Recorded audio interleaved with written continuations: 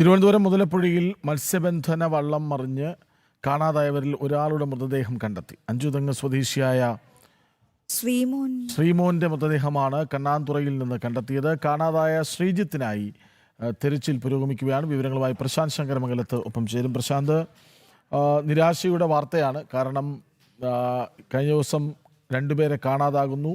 16.5 മണിക്കൂറുകൾക്ക് ശേഷം രക്ഷാപ്രവർത്തനത്തിന് വിഴിഞ്ഞത്ത് നിന്ന് കോസ്റ്റ് ഗാർഡ് വരുന്നു.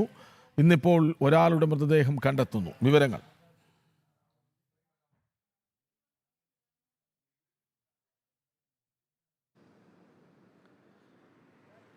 കൃഷ്ണരാജ്, അശ്വതി, മുതലപ്പുഴയിൽ നിന്നും മത്സ്യബന്ധന ബോട്ട് മറിഞ്ഞ് കാണാതായ അതിൽ ഒരാളുടെ മൃതദേഹമാണ് ഇപ്പോൾ ലഭിച്ചിരിക്കുന്നത്. കണ്ണാന്തുറ ഭാഗത്തു നിന്നാണ് ഈ മൃതദേഹം കണ്ടെത്തിയത്. ഫ്രീമോന്റെ മൃതദേഹമാണ് നിലവിൽ കണ്ടെത്തിയിരിക്കുന്നത്. ഇനി ഒരാളെ കൂടി കണ്ടെത്താനുണ്ട്.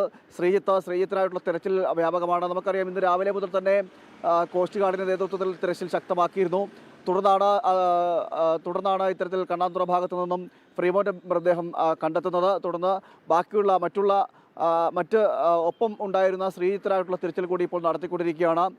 കോസ്റ്റ് ഗാർഡിൻ്റെ നേതൃത്വത്തിലും കോസ്റ്റൽ പോലീസിൻ്റെ നേതൃത്വത്തിലുമെല്ലാം സ്ഥലത്ത് രാവിലെ മുതൽ തന്നെ തെരച്ചിൽ ആരംഭിച്ചിരുന്നു. അതോടൊപ്പം തന്നെ ഇനിയിപ്പോൾ നേവിയുടെ സഹായം നേരത്തെ കഴിഞ്ഞ ദിവസം തേടിയിരുന്നു. നേവിയുടെ ഹെലികോപ്റ്റർ വീണ്ടും എത്തുമെന്നുള്ള വിവരങ്ങൾ ലഭിക്കുന്നു. ഏതായാലും ഈ 2 ദിവസം പിന്നിടുന്നു. വ്യാപകമായിട്ടുള്ള തെരച്ചിൽ കഴിഞ്ഞ ദിവസവും ഉണ്ടായിരുന്നു, ഉച്ചയ്ക്ക് ശേഷം ഉണ്ടായിരുന്നു.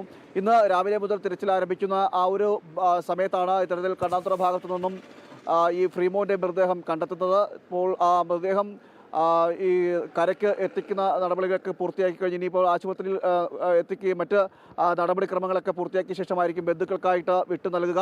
എന്തായാലും വ്യാപക തെരച്ചിൽ നടന്നു. ആ തെരച്ചിലൊടുവിലാണ് ഇന്ന് ഒരു 7 മണിയോട് കൂടി തന്നെ ഇത്തരത്തിൽ മൃതദേഹം കണ്ടെത്തുന്ന നിലയിലേക്ക് എത്തിയത്. കൃഷ്ണരാജ്, അശ്വതി.